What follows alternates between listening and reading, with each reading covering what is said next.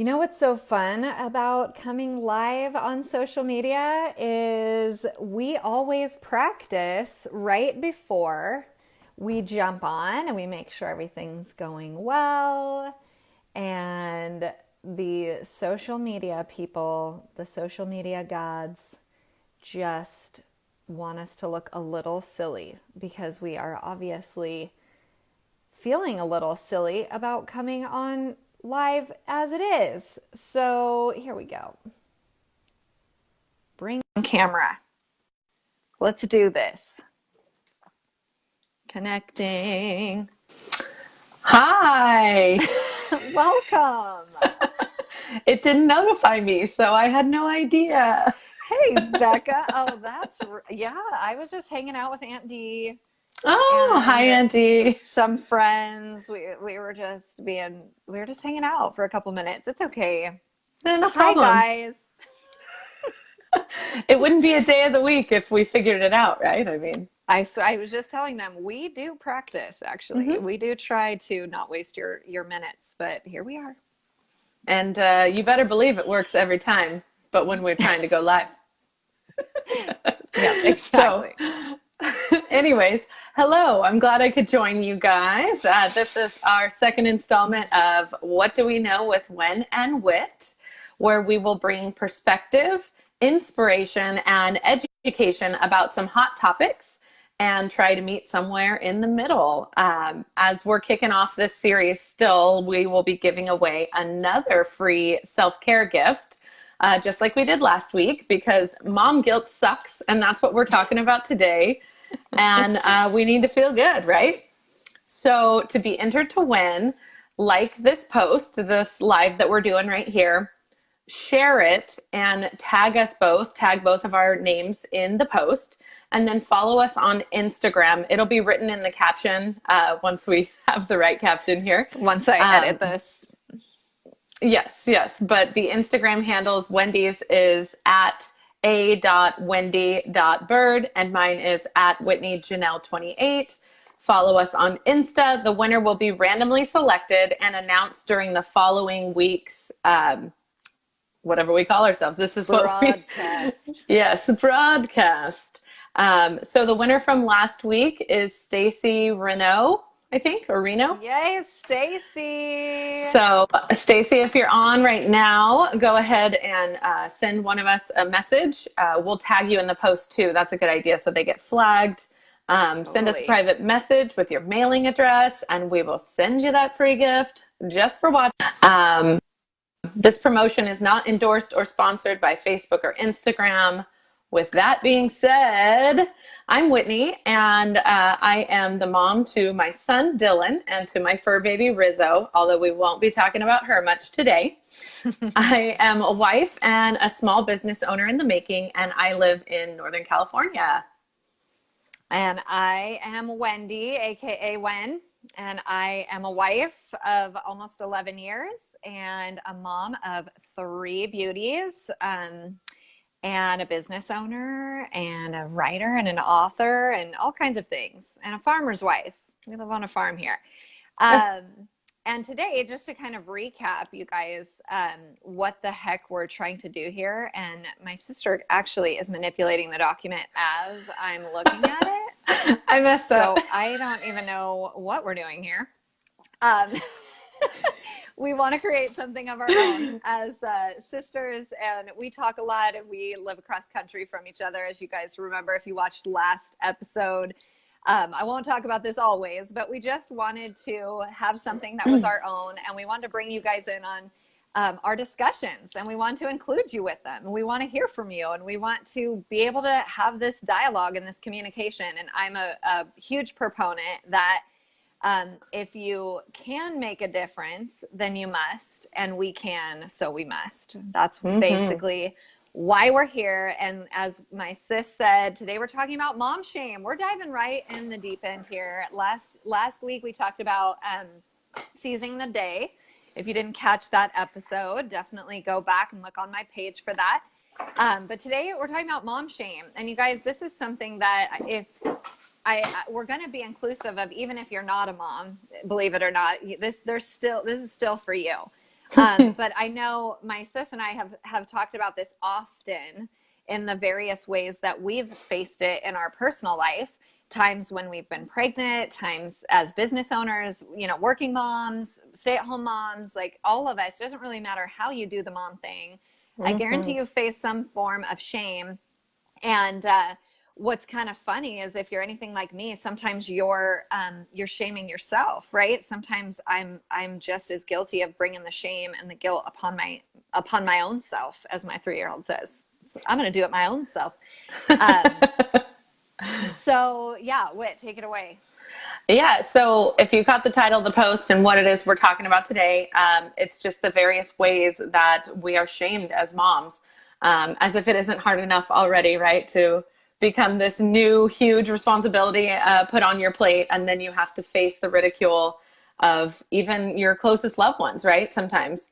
So as we're diving into these different facets of mom shaming, I'm just curious, do you guys have kids? If so, how old are your kids? And what would you say is the most prominent type of shaming that you personally have experienced? And if you're not sure what we're saying, we're going to kind of dive in a little bit more to the ones that we think are the most top of mind that we've all faced. So some of those that we have experienced personally is body image. That is a huge one. That's one I still kind of face, again, like you said, with myself and faced by others. We have social media thrown in our face all the time, where you have these perfect bodied celebrities that have personal trainers that they bounce back within the first week, and we're left kind of picking up the remains of what our body used to look like and accepting it as like a mother's body now, right?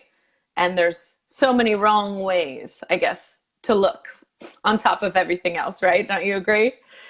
Totally. I have to say for this one, probably a lot of that that shame that I feel in that is coming from myself in this. Yeah. I mean, I can't say I've never, definitely being pregnant, I have had people, like I remember specifically a guy in Costco saying, oh, I'm like 8 months pregnant. Oh, you got twins in there? That's like, whoa, you're way too big to be 8 months pregnant. I was like, buddy, I'm going to tackle you in the freaking frozen section right now. Like, that's shame. That's gross, right? I mean, Right. What does that make you feel? Like, yeah, I guess I shouldn't be this big. I only have one baby in there. And, but other than those kind of specific examples, a lot of the time it's me in a swimsuit in my own head doing the shame for myself. Like, it's not even anybody else. It's really just me going like, I probably shouldn't be in this swimsuit because I have stretch marks, or, right. I wonder if, I'm like falling out of my swimsuit in anywhere. Like, I'm probably embarrassing myself, like I do that in my own head. Well, and how high of a standard is it that, when we wear these suits and dress up, that we feel like people are judging us, like we feel like they're looking at us instead of all of the things around them, all of the things that they probably don't notice, but we bring it on ourselves to feel so ashamed. But what does a body look like after it's had a baby? Is there a one size fits all? I'd like to know what it looks like, I think it's I know beautiful. what mine looks like. Yeah. A little bit different than mine, but working on it. A little bit farther out from the babies, right? That's true.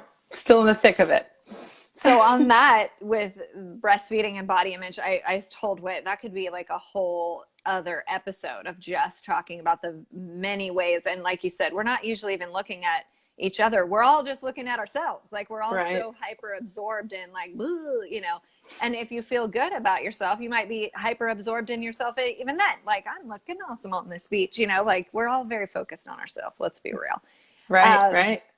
So let's flip over to another shame game. And I'm sure you guys can weigh in on this one. Breastfeeding. Oh man, right? How long did you breastfeed? Like, why is that a question? Well, no matter what it is, it's not long enough, or it's too long. Or it's gross, right? Yeah. Oh, like the reactions you get. Did you use formula? Did you try, and the assumptions that are made about, oh, if you don't breastfeed, it's because you didn't try hard enough, or, and that's heartbreaking to have that assumption made about you. Or the assumption that if you breastfeed too long, that there's something wrong with you, that you're too attached or whatever that may be. Totally. It's unfair.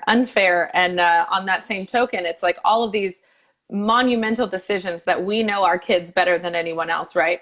Yet we give all of the weight to these very important decisions to strangers or to people who really have not a hand in what's going on, like with sleep training. That's another super, super hot ticket, judgmental zone, whether you sleep train or you co-sleep, right? Those I feel like are the two parties. And And sides of the coin. yeah, I remember as a new mom going with my first child, going to a mom's group. And as soon as I mentioned the book I was reading, and if you know me, you know the book, I'm not going to say it for fear of shame. Like, right. Truly, that's where I'm like at right now. But I mentioned this book offhandedly, not really understanding it was such a divisive issue. And I was basically ostracized from that point forward. I never felt in the group again.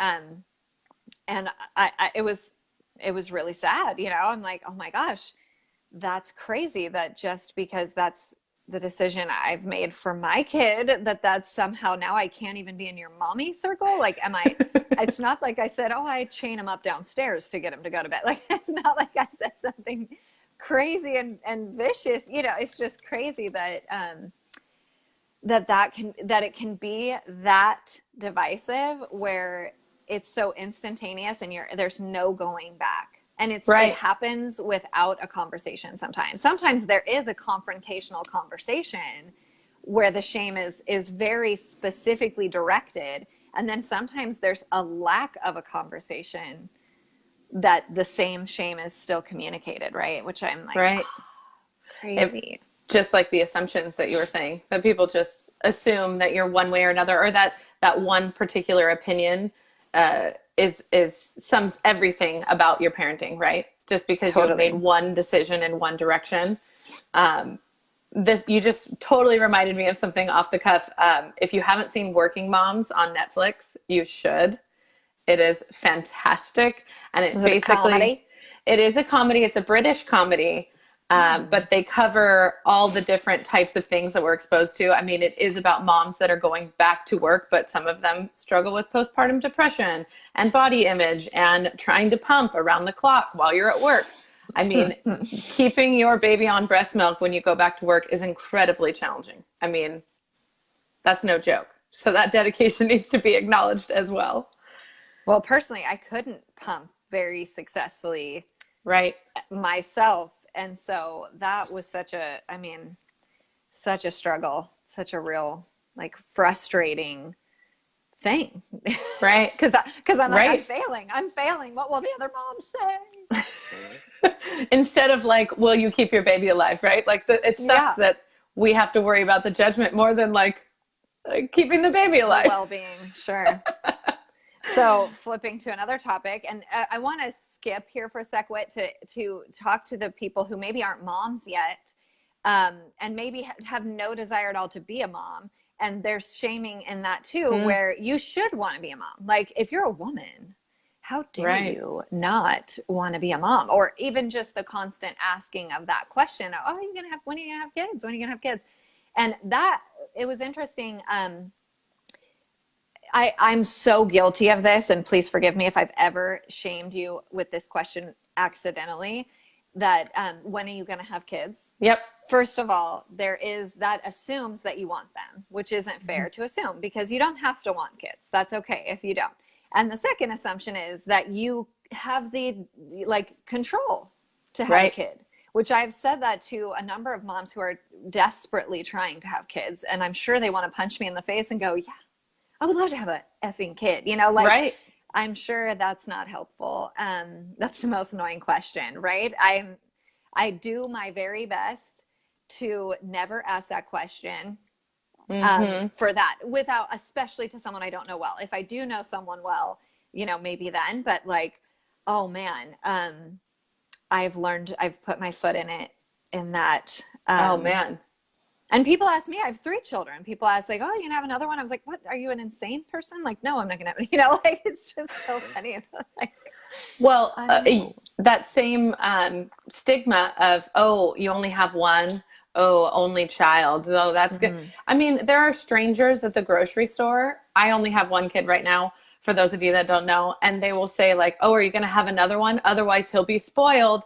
Oh, otherwise, he's going to be a bad kid. And I'm like, you don't know, you don't even know his name, and you're passing all of these judgments, about the kind of kid he's going to be when he's a year and a half year old. That it's just crazy. It blows my mind.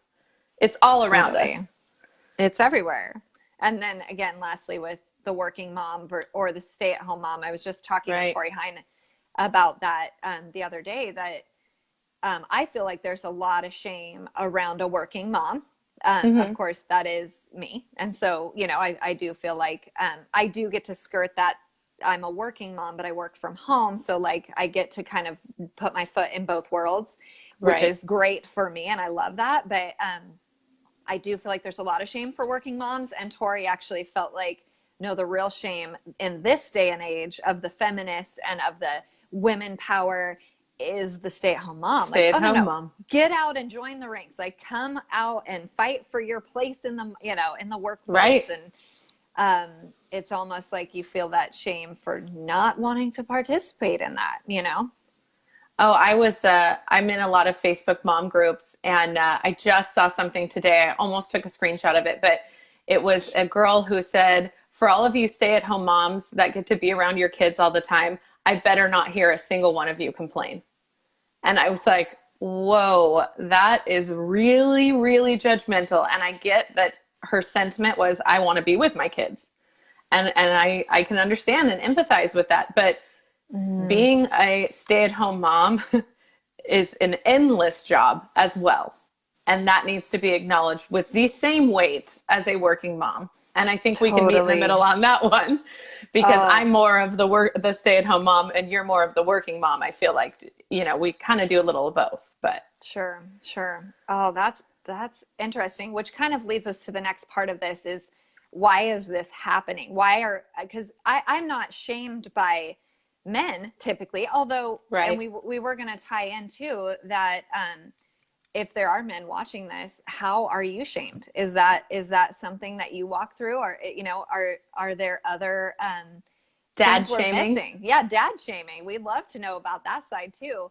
But why is this happening? Because 9 times out of 10, it's coming from another woman to a woman, Right. and we're supposed to be on the same Unspoken side. bond. Yeah, we're supposed to be on the same side. We all have stretch marks. Okay, some show more than others. So, right? But gosh, it occurred to me, I literally woke up out of my sleep last night at about, okay, maybe I was awake still, but I was laying in bed, falling asleep, and I got on my phone to write this note down, because to me, it was like, there's 2 reasons why I have fallen into the trap of saying something. I like to think I never intentionally shame someone, right? And maybe Right. that's the case. Maybe we're not intentionally out there shaming each other. Sometimes maybe we are, but for me, I look at it as insecurity. Those are the Right. times that it's just stumbled out of my mouth, which is a complete reflection of where I'm at with my momming. Because Mm-hmm. yeah, I do have to go. I love that I travel so much, but every once in a while I feel like maybe I'm not supposed to be. And so, something will come out of my mouth based on my own insecurity. And then Mm-hmm. the flip side of that is lack of perspective, which is what we want to bring to the table here, right? That's kind of why we're doing this, is to bring perspective. And when you feel like what you're doing is correct, that's the only lens you can see it through. So surely this other person wants to be doing what you're doing, right? And so for me, I'm like, I am pretty present with my kids. Surely that mom that works 90 hours a week wants to be with her kids. That's an assumption I make. Right. And then I might say something that is not ill-hearted, but it's coming completely through my own perspective of what I think is best. And that might not be at all what they think is best. And that can be applied to any of these topics we've talked about, right? Right. Right. And So there's what do you think? well, there's blatant mom shaming where you're judging and being a little rude, perhaps short-sighted about, you're decided about how you feel about the issue and that's it. But there's also the other side of the coin that I read this article that said most mom shaming comes from like your family, your in-laws, or your co-parent. Wow. And that was interesting that made my head spin a little bit about like if that applies to me and in what aspect and all of that. But the parallel to that is that mostly they're trying to support. So say if your mom is overbearing and telling you what you're doing is wrong, they're trying to come from a place of love to show you, this is the way I did it and I feel like it's correct. So they have good intentions, but it still hurts just the same. And we need to be more aware of how that person's responding to what we're saying. You know what I mean? That's one of the solutions.